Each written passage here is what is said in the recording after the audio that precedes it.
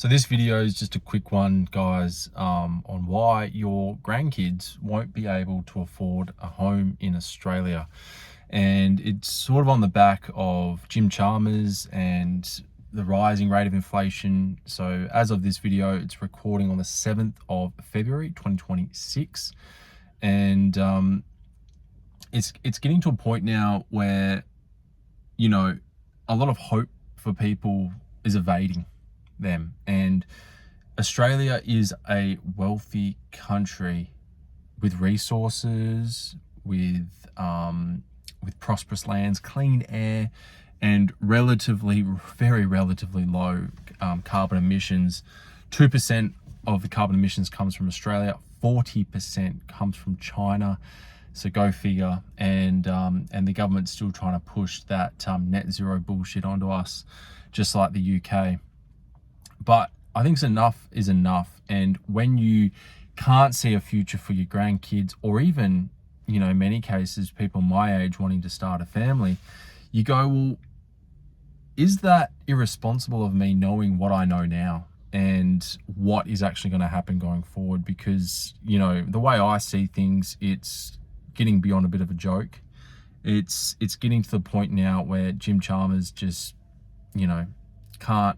can't even understand what end of the spectrum he's sort of operating on, and the fact that this government's been in power for such a long time, this Labor government, is just shows that how foreign countries have infiltrated our political system.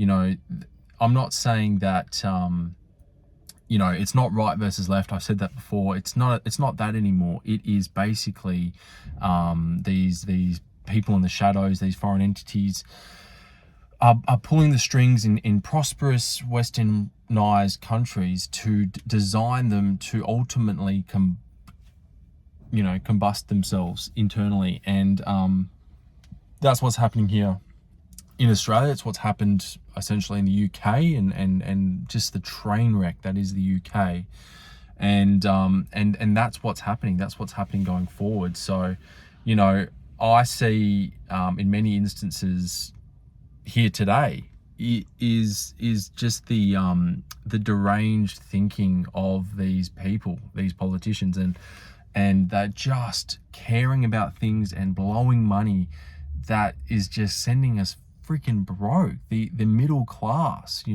middle class bear the brunt of everything, and we're the ones that get up every morning and clock in, clock out, and do our time to contribute to society.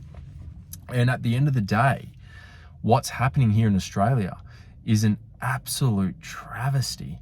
I don't need to mention Argentina. I mean, Argentina was, like us, a very prosperous country. And then 1998 to sort of early 2000s, boom, the rug was pulled out underneath them. The Australian government has $1 trillion in debt. We are in $1 trillion in debt. And it's not consumer spending that's causing inflation. That is false. It is the government spending that is out of control under Jim Chalmers, under the Labor government. And that is why we're seeing such a high rise of one nation. It's people are fed up with this bullshit. It is just getting beyond a joke. And the fact that the Labor government, Albanese, wants to, censor free speech, and he's done that with the under-16s, blah, blah, blah, blah, blah. Great. It's not going to work. Young kids are going to find a way around that and start, adult accounts, essentially. He's basically Keir Starmer 2.0. They cut from the same cloth. I mean, geez. And so people are waking up to that. There will be a rise. And again, it's not about the far right, far left. It doesn't matter. It's about having national pride. The WEF, these people, the UN, they want to kill nationalism. It's a threat. Ever since World War II, they wanted to kill nationalism. And it's an absolute travesty. We're bringing in people that hate us, that hate our country.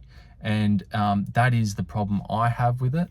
I think in certain aspects, immigration is good in a quality essence, not a quantity essence. And when you sort of mix that up, too much, which we are now, it's an absolute shit show, right?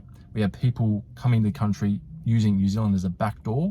We've seen over 100,000 people leave New Zealand, and the property market has, as a result, been affected in New Zealand, and then caused the effect that we're seeing now here in Australia, where property has gone through the roof because we have allowed this backdoor system to be exploited. We've also allowed foreign investment in this country, where people don't even have citizenship to buy property in Australia. That is insane. It is utterly disgraceful. Like, that is just not on, in my opinion. So what we've got to do now is, as a society, as citizens of Australia, we have to stand up to this bullshit. Now, I'm not going to say to you guys who to vote for. I'm not that way politically inclined. However, I'm not freaking going to buy this bullshit that we've been fed for the last, ever since COVID, essentially. You know, it's just, we've seen the highest rate of immigration in the world, in the Western developed world. And it's not bringing better life to us. It's killing our prosperity as a country. And the future dreams of this next generation coming through are going to be ended, essentially. So it's really, really, really abysmal. And I wanted to jump on here to express that. If you share the same frustration as I do, if you can hear it in my voice, please hit the like button, share your comments down below. I want to hear some feedback. I want to understand where people in Australia are sitting and in other countries in the Western world. Because if we don't have tighter borders, if we don't have tighter measures in terms of foreign investment and in government spending, offshore spending, where it's not actually helping our country, it's helping cartels, it's helping these rackets, these war rackets in the Ukraine. It's stuff that really boggles the mind as to why we're focusing all our attention in these areas, where really back home we have people living on the streets who are literally paycheck to paycheck paying their rent, not even owning the property, and they're fucked. Pardon my French, but that is the reality. And people need to get their head out of the sand and pretending everything is okay, or pretending, oh well, we're fucked anyway, we might as well just keep sinking into the abyss. That's the wrong mindset to have, and that's why we need to change it before it's too late.